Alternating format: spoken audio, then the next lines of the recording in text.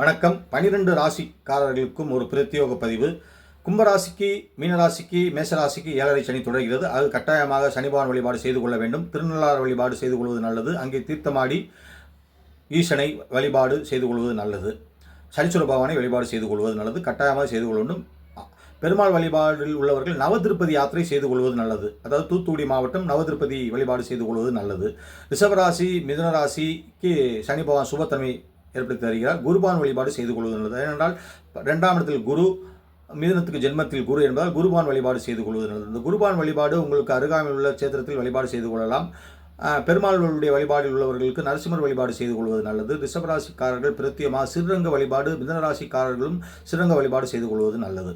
கடகராசிக்கு அட்டமச்சனி விலகுகிறது, சிம்மராசிக்கு அட்டமச்சனி ஆரம்பிக்கிறது. அவர்களும் சனீஸ்வரனுடைய வழிபாடு செய்து கொள்ள வேண்டும். அவர்கள் பொதுவாக பிரத்யேகமாக அருகாமையில் உள்ள ஆலயங்களில் சென்று சனிக்கிழமை தோறும் வழிபாடு செய்து கொள்வது நல்லது. காலபைரவர் வழிபாடு செய்து கொள்வது நல்லது. கன்னிராசிக்கு 7ஆம் இடத்தில் சனி, 10ஆம் இடத்தில் குரு என்பதால் குருபவன் வழிபாடு, சனி பகவான் வழிபாடு செய்து கொள்வது பொதுவாக கன்னிராசிக்காரர்கள் திருப்பதி வழிபாடு, சிறுரங்க வழிபாடு செய்து கொள்வது நல்லது. விருச்சிக ராசிக்கு 5ஆம் இடத்தில் சனி, 8ஆம் இடத்தில் குரு என்பதால் விருச்சிக ராசி முருகன் வழிபாடு செய்து கொள்வது நல்லது. திருச்செந்தூர் வழிபாடு, பழனி வழிபாடு, சுவாமி மலை வழிபாடு செய்து கொள்வது நல்லது. அவரவருடைய அருகாமையில் உள்ள முருகன் சேத்திரத்தில் செய்து வழிபாடு செய்து கொள்வது நல்லது. தனுசு ராசிக்கு கண்டமச்சனி, 4ஆம் இடத்தில் சனி, 7ஆம் இடத்தில் குரு என்பதால் தனுசு ராசிக்காரர்கள் பிரதோஷ வழிபாடு செய்து கொள்வது நல்லது. மகர ராசி சனி பெயர்ந்து 7.5 சனி முடிவடைகிறது. ஆக சனிபான் 3ஆம் இடத்திலும் குருபான் 6ஆம் இடத்திலும் இருப்பதால் அவர்கள் பொதுவாக சனிக்கிழமை தோறும் வழிபாடு செய்து கொள்வது நல்லது. அவர்களுடைய இஷ்ட தெய்வம், குலதெய்வ வழிபாடு செய்வது கொள்வது நல்லது.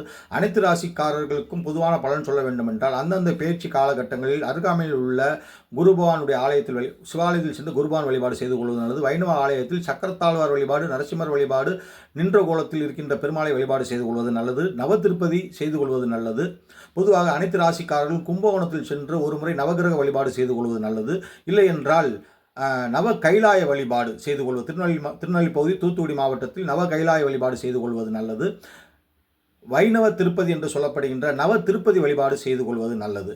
ஆக அனைவருமே கணபதி வழிபாடு, ஆஞ்சநேயர் வழிபாடு, கட்டாயமாக சனீஸ்வரன் வழிபாடு, குருபான் வழிபாடு, ராகுகேதுக்கு தேவையான துர்க்கைமன் வழிபாடு செய்து கொள்வது நல்லது. துர்க்கைமனுக்கு பிரத்யேகமாக சமயபுர மாரியம்மன் வழிபாடு செய்து கொள்வது நல்லது.